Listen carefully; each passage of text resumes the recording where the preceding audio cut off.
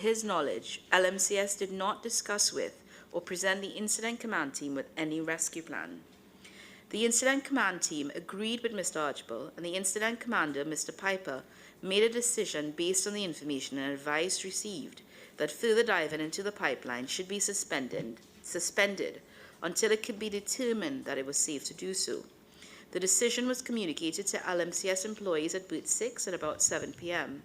However, to Mr. Archibald's knowledge, no attempt was made to enforce the decision or physically interfere with LMCS's diving into the pipeline. To the best of his knowledge, LMCS personnel continued to do so.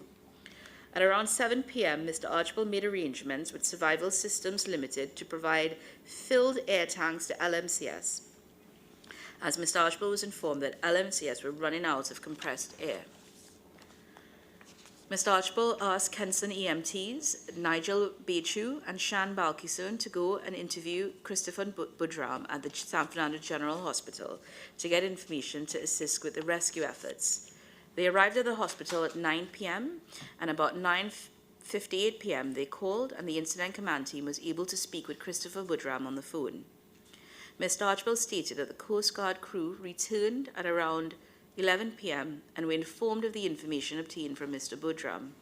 However, Lieutenant Hargreaves advised that the Coast Guard would not be able to attempt a rescue into the pipeline, as it was too high risk and there were too many unknowns.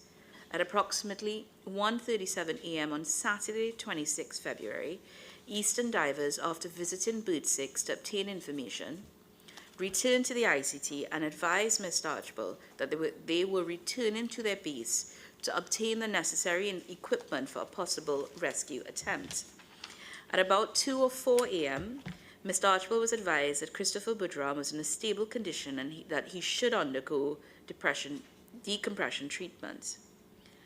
Mr. Archibald says that a hyperbaric chamber was at the time being supplied with air from the compressor, and there was a risk that the compressor and the backup compressor would eventually fail. A 30-inch spool piece was therefore installed on top of the riser to which the chamber was attached at Booth 6, as it was felt that this would mitigate against compressor failure and allow rescue divers to enter from on top rather than from the chamber. Mr. Archibald stated that a crawler was sent down through the riser at Booth 6 and reached a distance on 45 feet along the horizontal portion of the line, but could not progress any further. He was informed that Hull Support Services and OTSL advised that they would not be able to dive into the pipeline to attempt a rescue. At around 8 to 11 a.m. on Saturday, Mr. Archibald made arrangements for Christopher Budram to be taken to a Hull Support Services Limited facility at Larbury to receive decompression treatment. However, there was a subsequent change in his treatment plan by Mr. Budram's doctor. Kazim Ali came to the Incident Command Team on 26 February. He wanted to send a diver down at Booth number 5. However, Mr. Archibald stated that the dip, which was a device used to show the presence of water, showed that the entire riser at Booth number 6 was filled with water, and that at Booth number 5, the pipeline contained hydrocarbons and the riser was empty. This, he stated, meant that the pipeline was blocked, possibly with the inflatable plug. Mr. Kazim Ali Sr.'s idea, therefore, was not feasible and was not included in the Incident Command Team's forward plan. Mr. Archibald also said that Mr. Kazim Ali Sr. informed the Incident Command Team that he knew the diver who would be willing to go into the pipeline, but he was not available until Sunday. Mr. Archibald discussed the plan with him, and Mr. Ali Sr. advised that the diver would enter the pipeline feet first, and try to remove the obstructions in the pipeline, which prevented the progress of the crawler. At the end of the discussions, Mr. Archibald states that Mr. Kazim Ali Sr. said, "I am a practical man. My son is no more. This is now a recovery." No one from LMCS ever discussed with or presented to the ICT any rescue plan for the missing divers, as the only discussion Kazim Ali Sr. had with Mr. Archibald was about having a diver enter the pipeline from above to remove the diving equipment, gear, and other obstructions in the pipeline.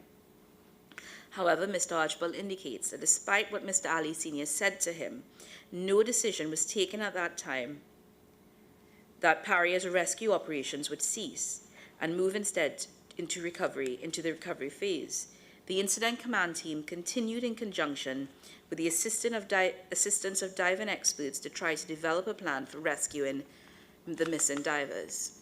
Mr. Archibald says that several rescue options were considered by the ICT.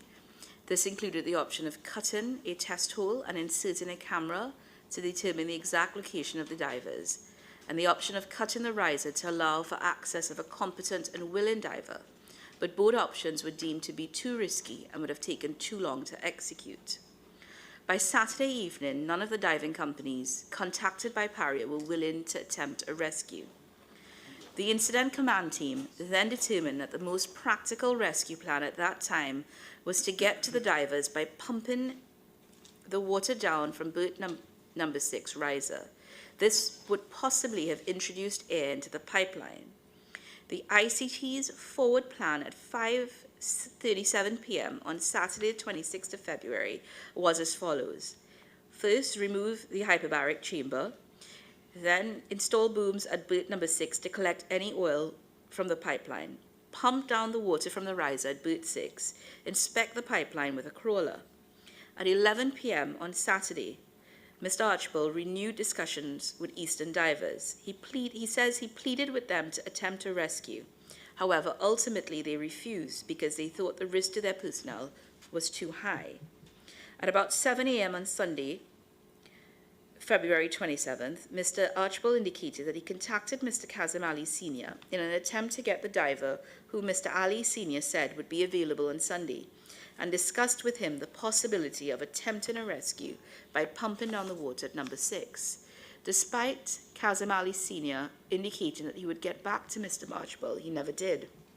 Mr. Archibald left the incident command post at about 8 a.m. on Sunday, and when he returned at 3 p.m., the incident command team had taken a decision to transition from rescue to recovery operations. In his supplemental witness statement, Mr. Archibald exhibits a thread of February 2022 emails between himself and Mr. Ahmad Ali of LMCS. In paragraph 4 and 5 of that supplemental witness statement, he states as follows. The email thread concerns an incident which occurred at Paria on February 17th, 2022, where LMCS Limited mobilized their barge to commence works on the job which is the subject of the commission, and prior to the issuance of any permit to work by Paria. This incident caused a suspension of the job by Paria and an investigation into the incident to be launched by LMCS Limited for Paria's review.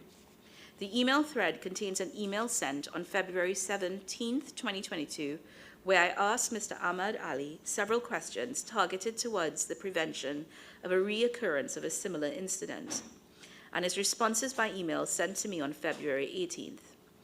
In his response to my third question as to whether a self-check or checklist system would be implemented, Mr. Ahmad Ali indicated, among other things, that LMCS Limited felt that the permit itself already served as the most powerful control document in the existing system, and it would be of little value to add another form recapping the same requirements as were already documented.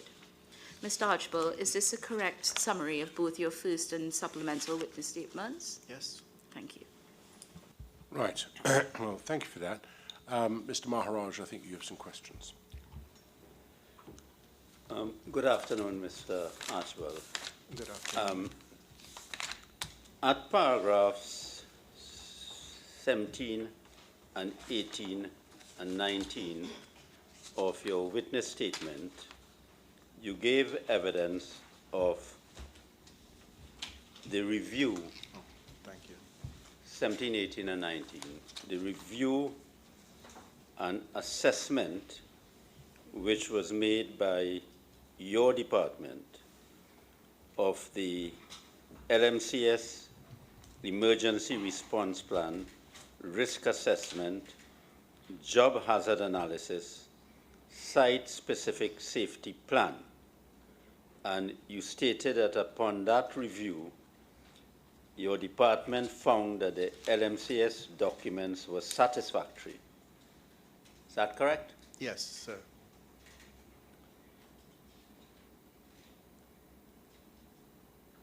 And I want to refer you to paragraphs 85 and 86 of Michael Way's witness statement, which is at page 1286, volume 4 of the witness bundle, in which he stated, if you just look at it. Just a moment, yeah. You'll find it behind tab 34.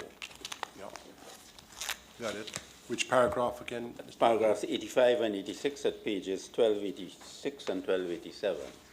Right.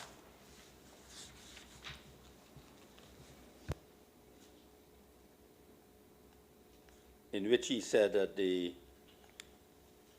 accident was in respect of a Delta P situation. Yes, sir. Right. And that was the cause of the accident, correct? Would you agree with me that in none of those documents which Paria reviewed and approved was a latent Delta P hazard identified as a risk? Reviewed and accepted rather than approved. Accepted. Yeah, thanks. As far as I can remember, Delta P was never mentioned. Or the Delta P was never mentioned. Before this accident occurred, in respect of a latent Delta P hazard, would I be correct to say that you did not consider that these works would have had an active Delta P situation? You would be correct. Correct. The contractor, LMCS, did not raise Delta P to us as a potential risk, and that is correct. I did not consider it. Do you consider that persons in your department had the necessary qualifications and experience to identify a Delta P hazard situation? No. I could explain a little bit more. Yes. Okay, so the HSE department within Paria, we work within the oil and gas industry. And the risks and the hazards and threats that we are more accustomed with would be related to oil and gas. So for diving activity, it would not be normal unless somebody has worked somewhere else before from in that industry and is working with us. It would not be normal for someone to have that knowledge or that competence or certification. And that is the case. And that is the case. So would it be correct to say that as far as you were concerned in that department, you never envisaged that any time that Paria was doing these works, this kind of works, there would have been a Delta P hazard? That is correct. For this type of work, we never considered that as a risk. It was never introduced to us. At least I could say I did not think about it. You did not think about it. That is a fact. And as far as, how long are you with Paria? Its inception in December 2018. 2018. Yeah, so it's 4 years now. And as far as you're concerned, from what you know, Paria didn't consider that, or your department didn't? I really don't know if I can answer that question. Okay, fair enough, fair enough. Mr. Paul Yearwood, who is one of your officers. Yes, he works with me, yeah. He told us in his evidence that at paragraph 7 of his witness statement at page 1301, I'll read it to you. He said that Paria did not have the competence and experience to execute these works. would Paragraph 7. Yes. Last 3 lines. Because the works which were to be executed by LMCS were highly specialized in nature and were not of a kind which Paria had the competence or experience to execute. And Paria necessarily relied on the specialist expertise of contractors such as LMCS. Okay, I see it. Would you agree with that?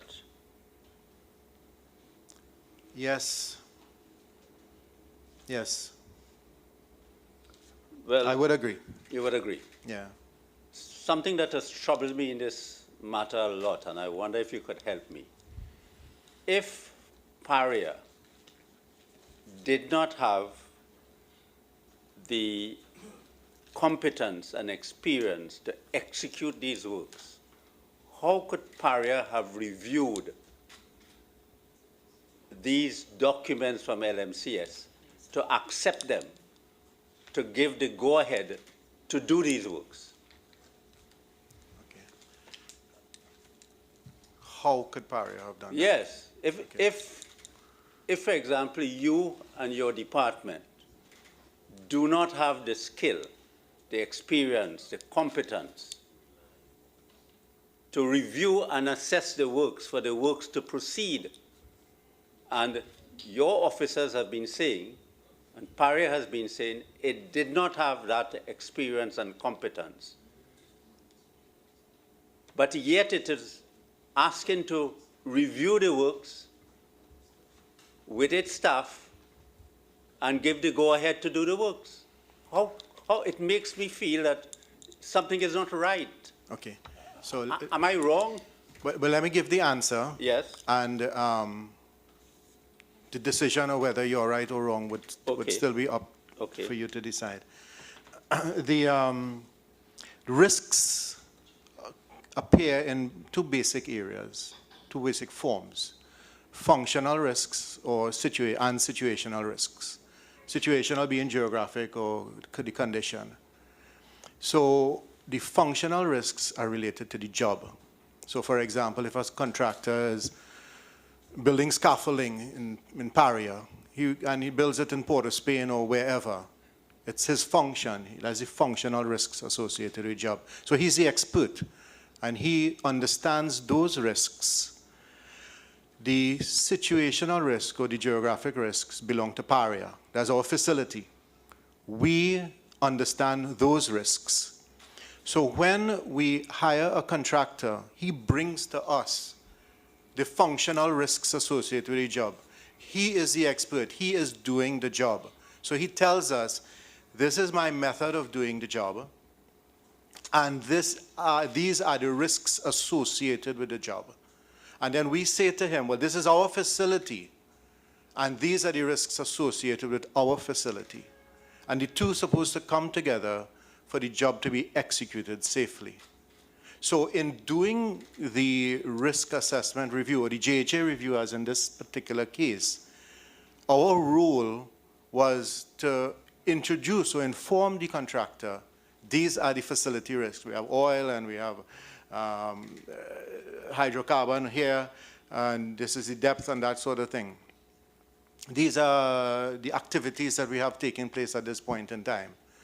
And we inform him of that. We also are informed of the functional risks associated with the job by him.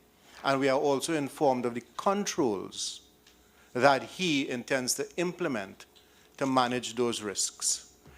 And to a certain extent as well, once we are able to, if there are any risks that are obvious to us, that relates to his job function, and it often happens that we are able to, we introduce that to him as well if he missed out on those.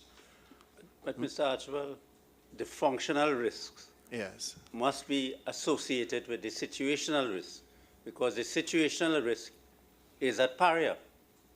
The site is at Paria. The works are being done at Paria. Paria is the site authority. So the functional risks are connected with the situational risk. So if you're assessing risks, you would be assessing risks in order to determine whether an accident can occur, people can get injured, or people can die. So if you're assessing risks for works to go ahead on Paria site, you want to ensure that these works can go ahead safely without any injury or death to anyone. Am I not correct? That is exactly it. And I want to say again that the contractor brings to Paria, in the case of a specialist contractor, the functional risk that we may not be aware of, and the company, Paria, brings to the contractor the facility risks. So they come together to be able to get the job done safely. But Paria is authorizing works which, if done and proper risks are not considered, can cause the death or injury to individuals. Without Paria approving those documents, the works wouldn't happen. So did Paria consider that it had a duty of care? Did you, in doing this, did you consider you had a duty of care to ensure that the risks were properly assessed?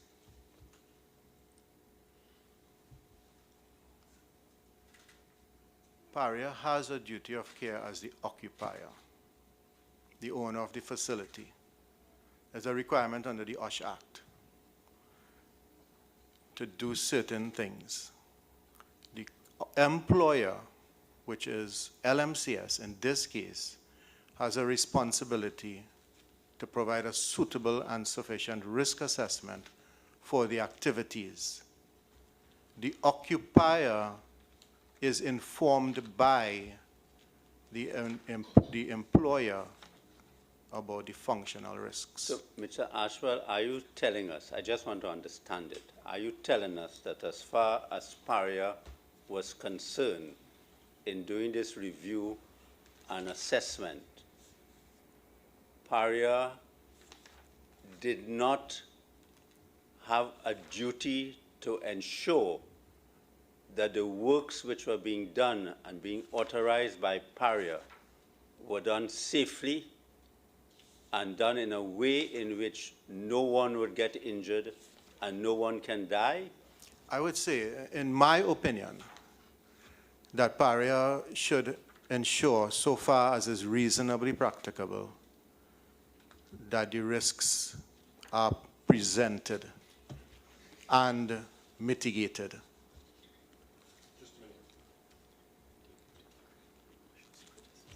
I want to take him to the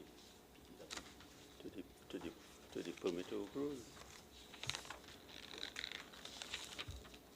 What you want me to take him to? Towards the OSHA's criticism of this. Yeah,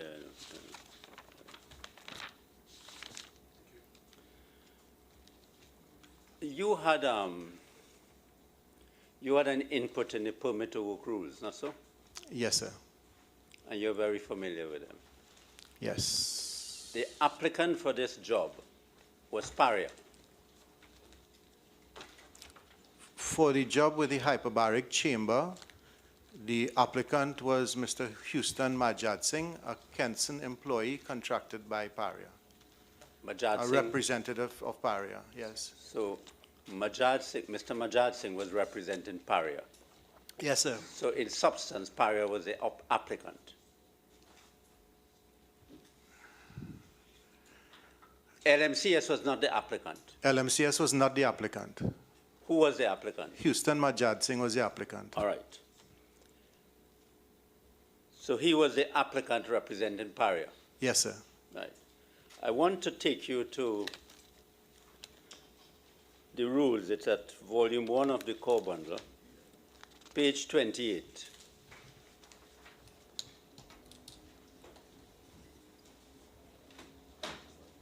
Thank you.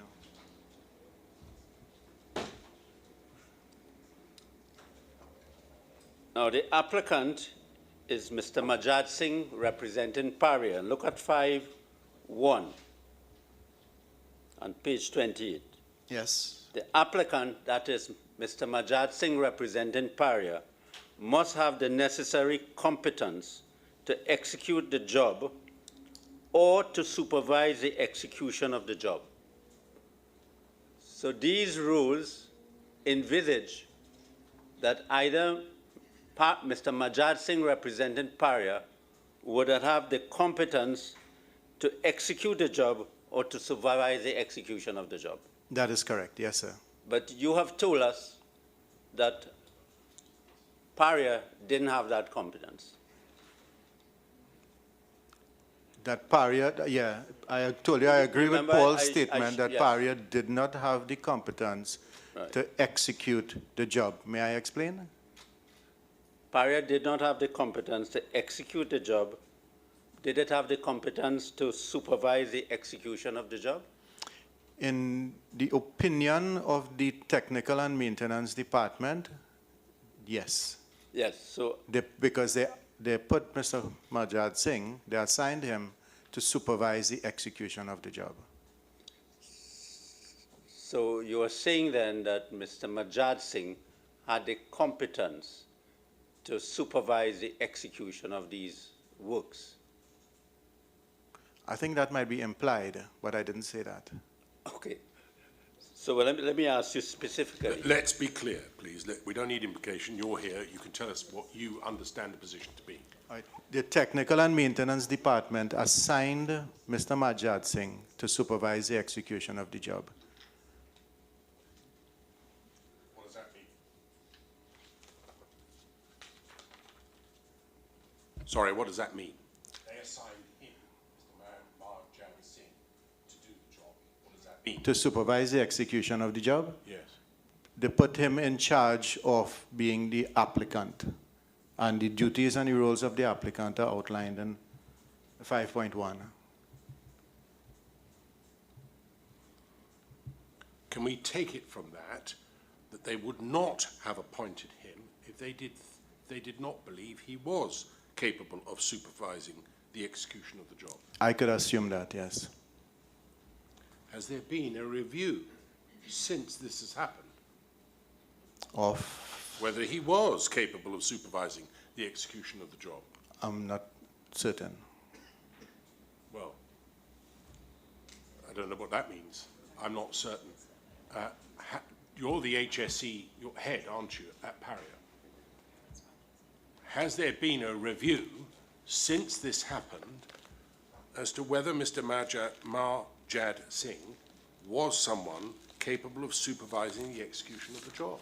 The Paria did an investigation. No, I am familiar with that, but I want to know from you, as the head of the HSE, whether, look, whoever's responsible, whether there's nobody responsible, something went wrong, because 4 people died, right? So I'm assuming you, as head of HSE, would want to ensure that whatever the position is, it doesn't happen again, and that the personnel who were in charge or responsible for the undertaking of these works were the right people to do it.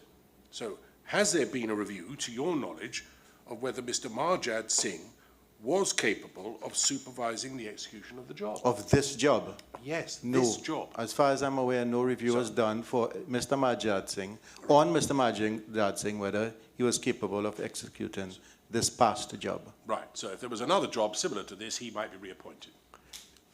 The review might be done.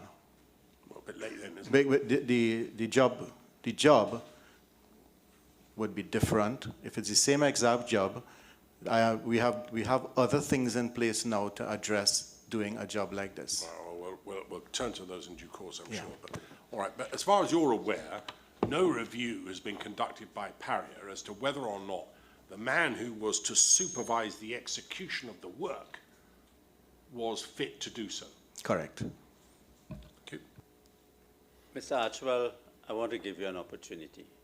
Are you telling this commission that as the person, as the lead of this department in Paria, are you telling this commission today that Mr. Majad Singh had the specialist knowledge to supervise this job? I would like to explain. But it's a simple question, but you could give me the answer and then explain. Okay.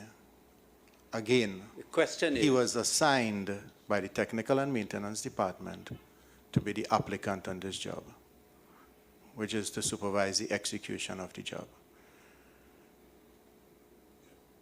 Okay, Is the answer yes, then? The question was whether, in my opinion, he is, whether, in your opinion, he has the specialist knowledge to be given that duty to supervise this job. for the diving aspect of the job, No, I'm talking about the works. the works. No, I would say that Mr. Majad Singh, there are some aspects of this job that was out of his ability to be able to supervise. Well, what aspect of the job it was not out of his ability? The aspect of the Delta P hazard. The Delta P hazard. That's right. I am of the opinion, I believe that Mr. Majad Singh, and I don't know for sure, that he did not know about Delta P. So when he was made by Paria, the applicant for these works on the date that this accident happened, according to you, he should not have been the applicant. On the permit. Yeah, I think I can agree that for some aspects of the job, that he should not have been the applicant. And the reason for that was that again, the Delta P hazard was not something that he would have been knowledgeable of. You know that this accident happened on the 25th of February, not so? Yes, sir. And on the 25th of February is when they had the incident with the plugs being pulled out Yes. and the Delta P occurred, right? You know that in respect of those works on that day, Mr. Majad Singh was the applicant. Yes. So are you telling us that Mr. Majad Singh should not have been the applicant for these works on that day? I think I answered that just now, but just to be clear, there are some aspects of this job that Mr. Majad Singh would not have had the competence to not have knowledge of the hazards. And the more appropriate thing to have done would have been to split the permit so that Mr. Majad Singh would be the applicant for several aspects of the job and keep the area that's dealt specifically with the Delta P hazard under the contractor. Under the contractor with no representative from Paria. Did Paria have anybody else than Mr. Majad Singh to be the applicant for this job? No. In circumstances like this, for example, the diving job, LMCS personnel were the applicant. LMCS was the applicant in that case. For the diving For job? the diving job. On the 25th? That's right. So, for example, Andrew Farah was the applicant. So he was the one supervising the diving activity at that time. Mr. Majad Singh was the applicant for the hyperbaric works. Yes, and the hyperbaric works. The hyperbaric works in the chamber, there's where the accident occurred. And the hyperbaric works that I was referring to that he was the applicant for, which is where his knowledge and competence is supervising the execution of the pressure testing as well as the installation of the flange. And whatever works were to be done on that day, he was to supervise it. In other words, he was to supervise the works which were to be done in the hyperbaric chamber. He was to supervise the execution of the works outlined in the permit. Yeah. There was another job taking place for which he did not have the competence, and the LMCS was the applicant for that. Mr. Majad Singh, in his witness statement to this commission, and I'm referring to page 3049, volume of the supplemental witness statement bundle, and particularly at paragraph 15 of his witness statement, said, as a maintenance technician, I only know of work relative to my field. I did not have specialist knowledge about the job LMCS was doing. He didn't say part of the job. The job LMCS was doing. He did not have the specialist knowledge about the job LMC was doing. Do you agree with his statement? Some of the activities, oh, you want me to answer first? Answer first, please. Do you agree with his statement? I don't know what he meant. I could tell you what I know. So you disagree with his statement? I cannot agree or disagree. Well, hang on a minute. I mean, who is he? Sorry? Marjad Singh, who is he? He works with Paria through Kenson. Right. And you've been there 4 years. Yes. How long has he been there? I'm not sure. Right. Longer than you? No. No. All right. You knew who he was? Yes. You knew his competencies? No.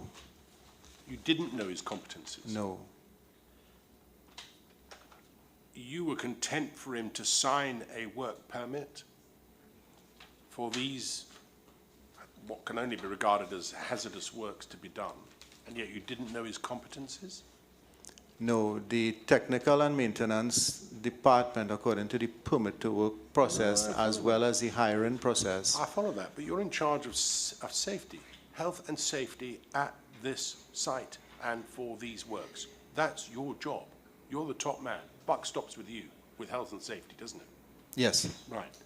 And you're saying that you were content for Mr. Marjad Singh to sign off as the applicant for this work permit, Yes. doing these hazardous works without knowing his competencies.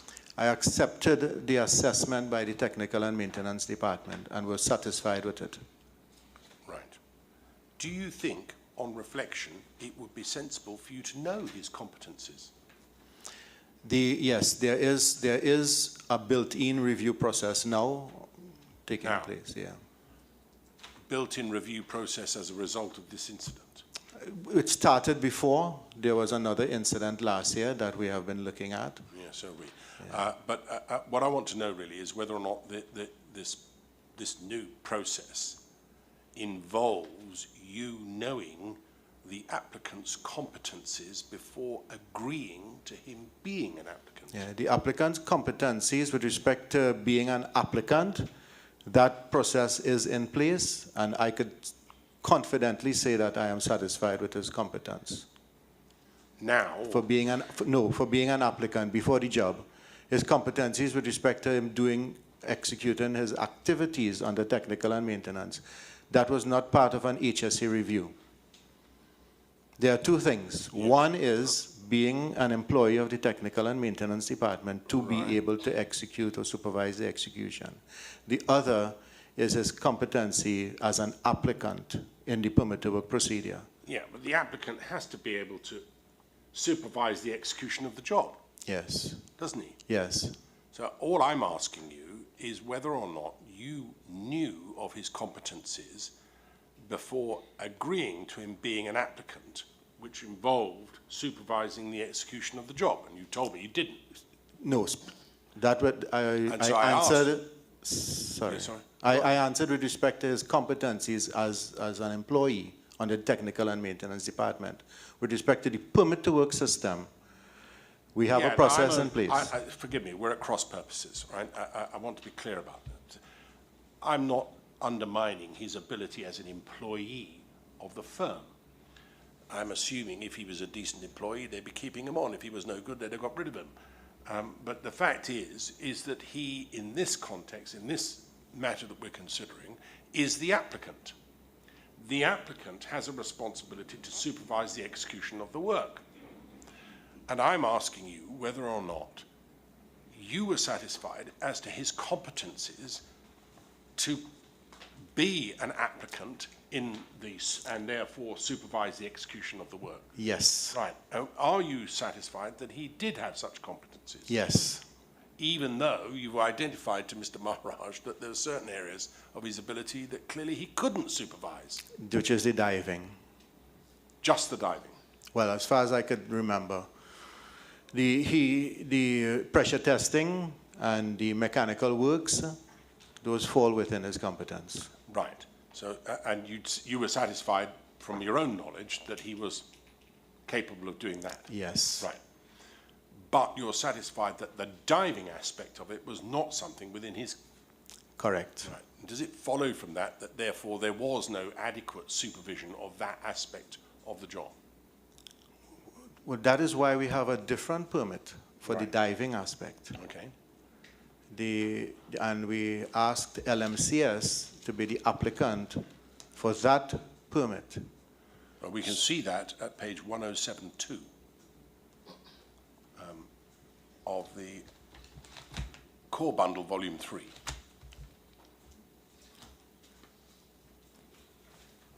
It says here to carry out diving activities, specific tasks to carry out diving activities to assist with the maintenance work. Yes. Yeah? So this is the work permit for that. And if we go to the bottom, please, you can tell me the applicant there is a squiggle. I'm assuming that that's Mr. Farah. Yes. Yes? Well, I know. That's Farah. Look It like is. Fa- Okay, thanks. That's Farah. Yeah, I thought it was Farah. I just don't recognize the signature. Well, I have no idea what his signature looks like, but assuming that that is Mr. Farah's signature, so he is the applicant in this particular instance. Yes. Right. So he is responsible for the diving part of it. Yes, sir. Right. And then we move on 2 pages to 1074.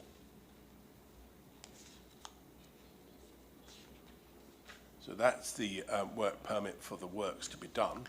To remove and install the 50-inch flange, that would fall under Houston Majad Singh's competence. To remove and install the 30-inch riser pipe, that too would fall under his competence. To remove the 30-inch solid blank, conduct pressure tests on the flange weld, remove the chamber and blank the top of the new riser. Yes, all of those would fall under his competence. So you'd be satisfied that he would be an appropriate applicant for that, Yes, that sir. part of the work. All right. And therefore he is the applicant at the bottom. We can look to the bottom of the page, please. We can see he is the applicant. All right. So you're able to assure us that he would have been more than competent, or competent at least, to be able to supervise those aspects of the job. Yes, I am confident. Right, thank you. That helps me considerably, because the previous work permit deals with the diving aspect. Yes, And this part deals with the actual works to be carried that's out. right. Now, there is inevitably a crossover between the two, Yes. isn't there? And is it anticipated that in the crossover between the two, Mr. Marjad Singh would be liaising with Mr. Farah? Yes, yes, it would be. That's right. You would expect that. I would expect that. Right. And just so that I'm clear about this, Mr. Marjad Singh's responsibility to supervise the execution of the work would include that which is identified on page 1074. Scroll back up a bit, please. Thank you. Where it says, keep going. That's it. Stop. That's it. You see where it says, cleared of process hazardous materials. Do you see that? Yes? And then it says, yes, migration barrier to be used. Yes. Right? Now, we've been told that the migration barrier was to be used in order to preserve the good air in the chamber and to prevent anything falling into the pipe. Yes. summarize what we've been told, but that's the Yes. essence of it, because delta P had not been identified, all right? That is correct. So the purpose of the migration barrier there was to preserve the good health of those working in the chamber. Yes. And the integrity of the pipe. Now, is Mr. Marjad Singh... And the integrity of the pipe? Yeah, nothing falling into it. Oh, yes. Well, it's not for the integrity of the pipe, I suppose, but it is for inclusive of people as well. Well, obviously it's inclusive of people, but I mean, when I say the integrity of the pipe, I mean that there shouldn't be foreign bodies in it other than the oil that it was intended to carry. Yes. Right. So given that that's the purpose, can we take it that Mr. Marjad Singh would have prevented, had he known, the removal of the migration barrier at all? Yes, he would have known that because it's on the permit as a control. And he would have, if he had known that they were going to remove it, he would have intervened. Right.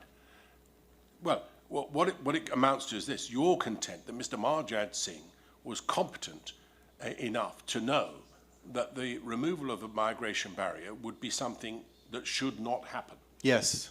And if he were supervising the job, as he was required to do in the execution of that work, had he seen it or been told of it or in some other way come to know that the migration barriers were to be removed, he would have stopped it or should have stopped it. Yes, I believe that if anybody had told Houston that they were going to remove the migration barrier, or if somehow he were able to see, then he would have stopped it. I believe that. Well, the somehow that he would have been able to see is a camera, isn't it? Yes. Well, I don't know if he would have been able to see from the camera. I'm not certain because the migration barrier is a couple feet below. Yeah, a few feet below. So I don't know if the camera sees the migration barrier. But if he's monitoring the work, we've heard varying evidence as to how long this migration barrier would have taken to be removed, Okay. the two barriers. Okay. If he's monitoring the work or supervising it as it's described in your document, one would have thought that it would have been pretty obvious that somebody's putting a great big tool down inside the pipe in order to remove it.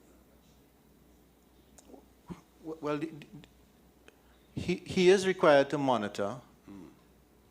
It's not. He's not required to be there 100% of the time. No, I follow that. What would the- you say would be the appropriate period of time for him to have an eye on it, or what would be an inappropriate period of time to have not had an eye on it? You follow what I mean?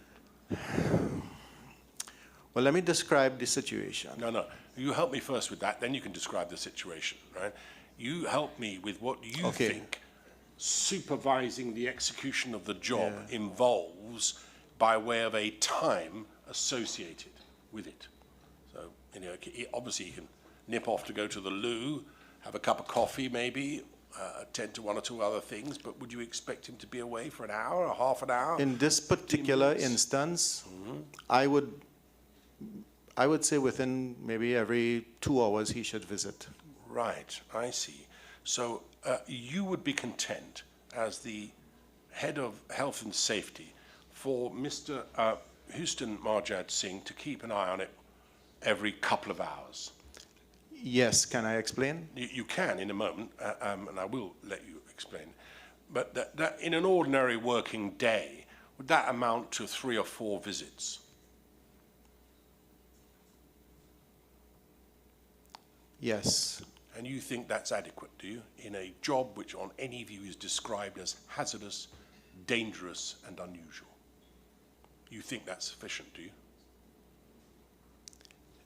For the specific situation here, yes. All right, good. Now you can explain why. Okay.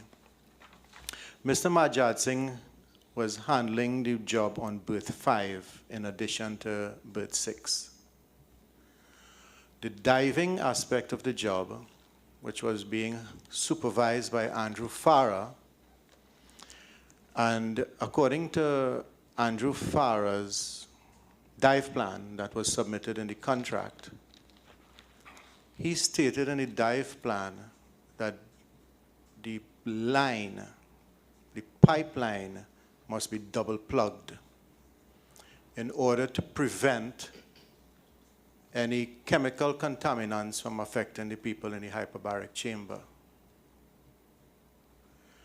Mr. Majad Singh was aware that Andrew Farah was supervising this activity 100% of the time.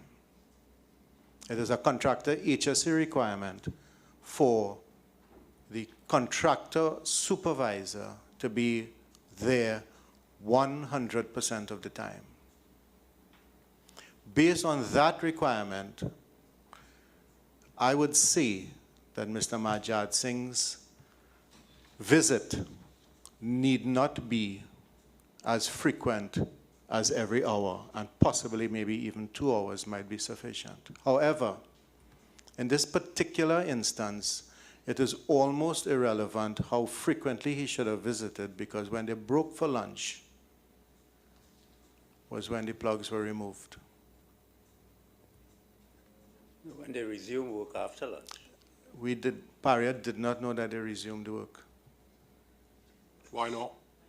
We were not informed. No, you mean Mr. Majid Singh was on his 2-hour break or doing something else? I don't know if he was on a 2-hour break. All right.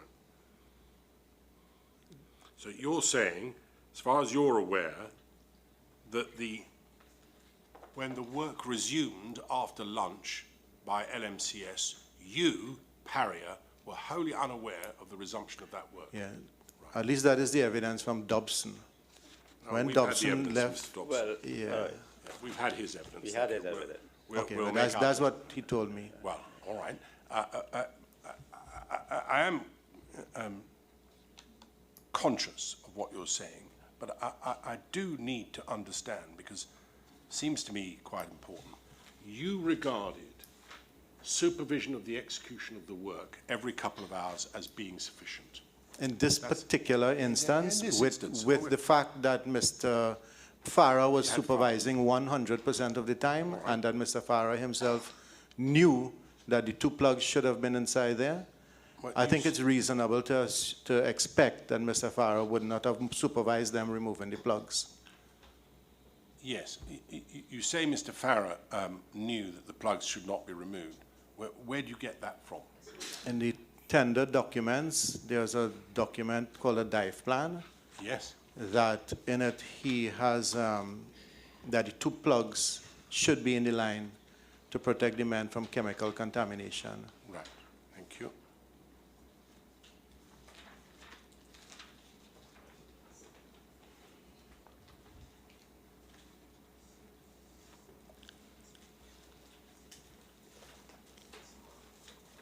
Thank you.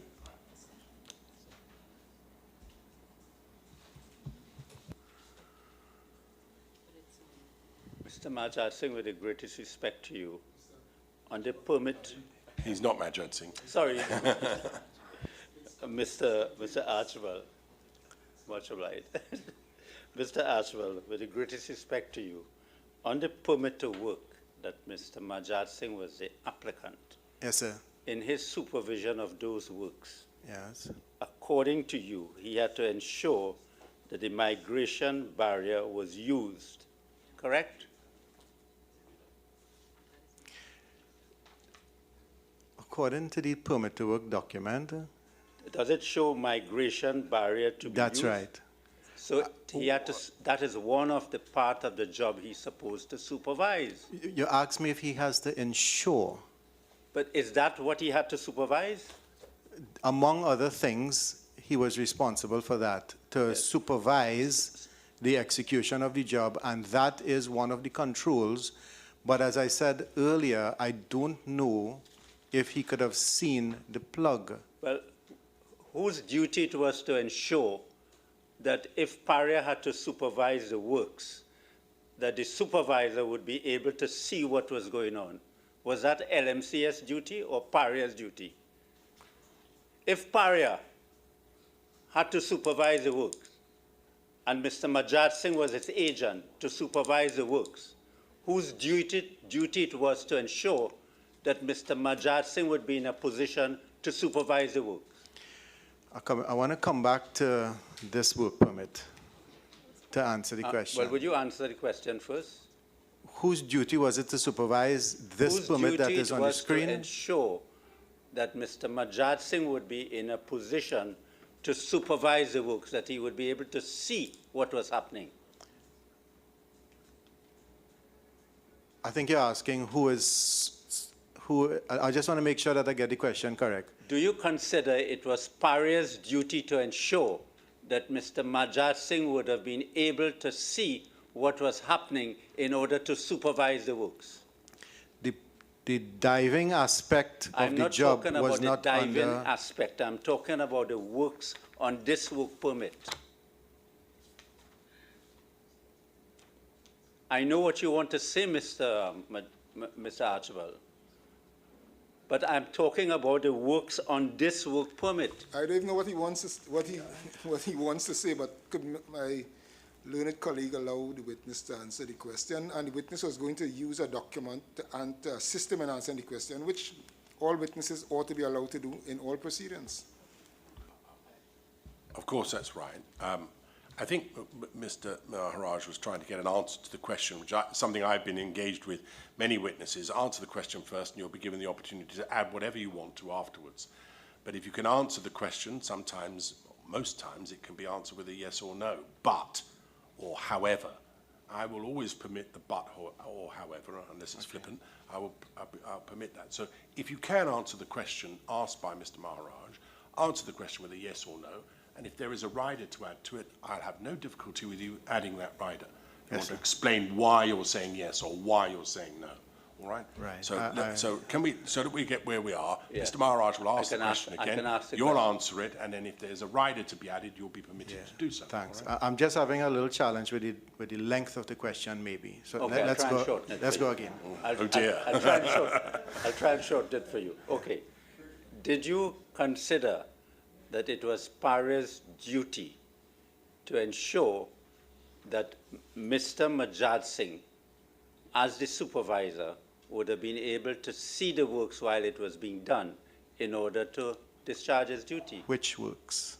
The works described on the work permit, migration barrier to be used. In this case, no. In this case, no. In this case, Do you want to no. explain why? Okay. For example, the installation of the 30-inch riser pipe has to be done inside of the chamber. And I don't know if it would have been possible for him to have been able to see that. Well, we know that it is. Sorry? We know that it would have been. We've seen video footage inside the chamber from the original camera that was located inside the chamber. And if they were putting a riser on, we'd have seen it. Okay.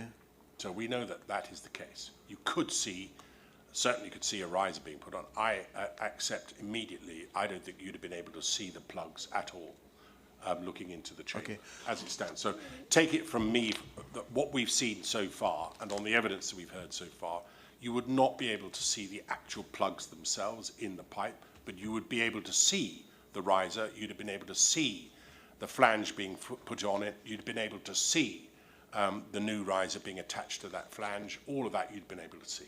Okay. So because of the use of the camera. Because of the camera, yes. Okay. So Paria did make it possible to be able to see. And the question is whether Mr. Majad Singh should have been watching all of the time. No, that's not the question. Nobody says he should be there 100% of the time. Okay. Well, The question is whether there was a duty for Paria to ensure that Mr.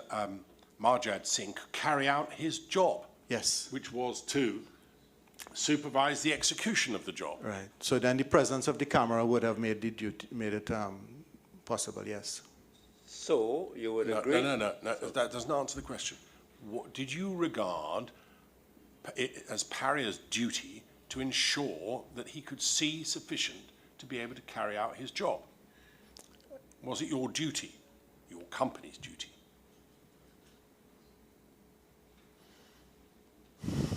Yes. Right, thank you.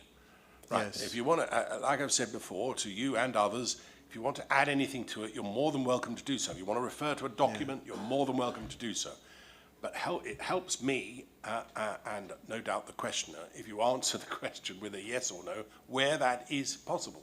And here it is, clearly. So yes is the answer. Thank it was you. their duty. Yeah. And if you want to add anything, feel free.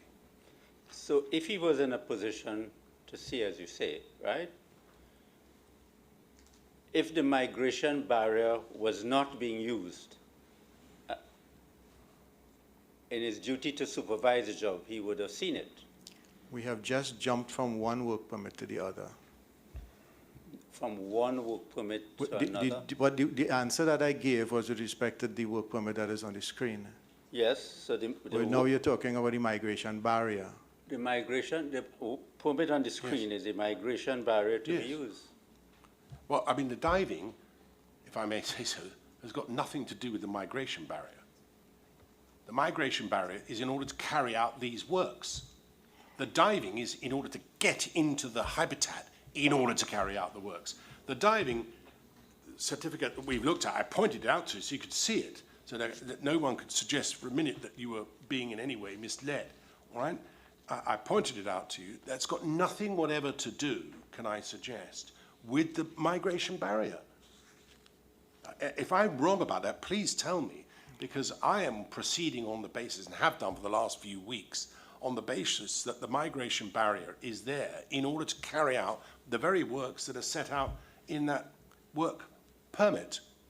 Yes, the migration barrier is there to set out the works. You don't need to be a diver to be able to put the migration barrier in. I don't know that if it was necessary for him to be able to see the migration barrier Nobody's talking about because that. I accept that. I said to you less than 2 minutes ago, you could not see, unless you were in it, in the chamber itself, you could not see those migration barriers. I accept that completely. So the question is related to this work permit, nothing to do with diving. So we're not jumping from one to the other. If that was happening, I'd stop it. Okay, so let's say the question. So the question is that if the migration barrier was not being used and he was supervising the works, I don't understand what you mean by if it was not being used. well, on the work permit, it says migration barrier to be used. Yes. So if that was being contravened, that is to say, the migration barrier was not being used, it was being removed. Okay. So if the migration barrier was being removed He would have, and he was supervising the works, and he could have seen it and he would have been able to see it. if he was watching at that point in time, Yes. he Yes. would have been able to see that something was being done, but he would not have been able to see until it came out, would it? But he would see that it is being removed. Well, he would see that there was some activity of men looking down into a pipe. And I still don't think that the migration barrier could have been seen from the camera. So if men are looking down into the pipe, at the only point in time that he would know that it's being removed is after it has been removed. I don't know if... Forgive me. Look, I think we're going round and round in circles here. There is no question that the camera inside the hyperbaric chamber did not show the actual barriers themselves. There are two, correct? Correct. The fact that there may have been 1 or 2 men around the top of the pipe with a T-bar that I understand to be something in the order of a couple or 3 feet long and a T coming across, being placed inside that chamber and being turned would have been obvious to anybody looking inside the chamber, wouldn't it? Yes. Well, there couldn't have been any other reason for putting such a bar inside the pipe, could there?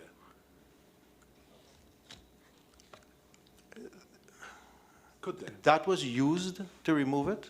It's the only way you can remove it, as I understand it. Someone tell me if I've No, got this wrong. that was used to install it because of the height of the spool. And it would have been used to remove it after the new spool was put in. So I don't think that they used, is that the evidence? Well, I've understood it to be used as a smaller T-bar was being used and that a longer one was necessary in the event that the pipe was refitted. that it was necessary to use it. But even if I'm wrong about that, I mean, they're taking spanners and leaning inside and using a spanner to open it. Now, I appreciate you might not have seen the spanner, but what else could they be doing? I agree. I agree. That Right, they, so that, whether that they're it- using a T-bar or a spanner or whatever it is, right? There's one or more men reaching inside this pipe, and it's not something that takes just 2 minutes. It takes a bit of time. From what I've seen, there is 15 or 16 bolts to be removed, presumably not easily. Yeah. So all we're trying to establish, please, all I'm trying to understand, Mr. Archbold, is that, and I hear what you say, 2 hours might be the appropriate time as far as you're concerned. But anybody who was watching inside that hyperbaric chamber by virtue of a camera would have appreciated that the barrier was being, the first barrier was being removed. Couldn't have been missed. And someone with Mr. Marjad Singh's experience would have immediately understood that, surely. Yeah, I agree. Right. He So could that's have assumed that. Yes, so, or at least said, what are you doing? Yeah. What are you doing? So let's assume that that's where we are, okay? Now, of course, it seems apparent that Mr. Marjad Singh either wasn't looking, or if he was looking, didn't understand it. And so, But Mr. Marjad Singh was not there. no, it was not there, quite. They broke for lunch, Yes, I understand. and they came back early. About how early, but anyway, the fact is Mr. Marjad Singh did not observe what was happening. Had someone been observing, they would have recognized it. But Mr. Farah was observing. Yes, all right. He didn't think there was anything wrong with it, see? Yeah, and Mr. Ali was observing too. Well, some of the time, yes. He dived down to provide them with a spanner to do it. Didn't he? Yeah. Yeah. So they clearly thought there was nothing wrong with taking it out. Didn't they? Must have done. Yeah.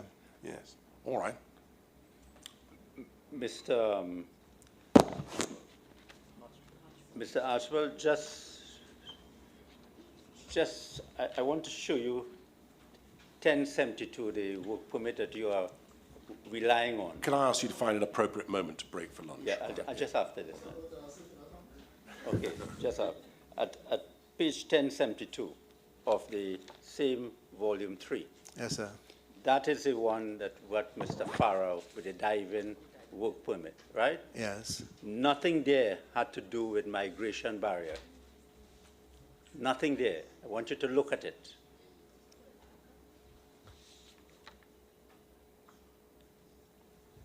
Okay. Yes, Okay? sir. All right. And the works which were being done, Is there a question? Sorry? Is there a question?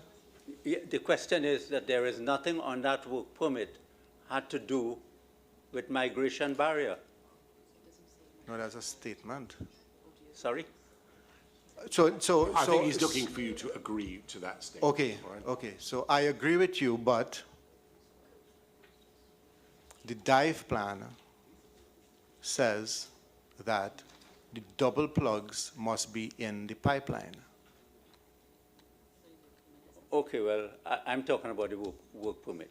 But Okay? the work permit is for diving, and a dive plan is for diving. But I am talking about the subsea maintenance works, the offshore subsea maintenance works.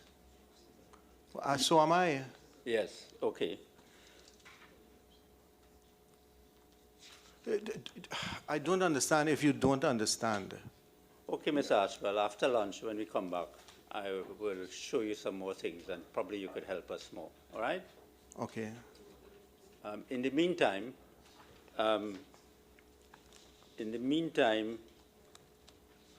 I will ask you to look at the OSHA report, which mentioned your name. Okay? Okay then. Now? No, during the lunch period. I think he's suggesting you might want to remind yourself of what's in the OSHA report so Okay. that you're not caught out. So it's in here? No, I'll make sure you have a copy, Okay. all right? I don't think I'll he had make it, Mr. Chairman. I shall make sure you have a copy, all right? And you can have that as a bit of lunchtime reading. All right. All right, we'll break for now. Yes, we'll break for now.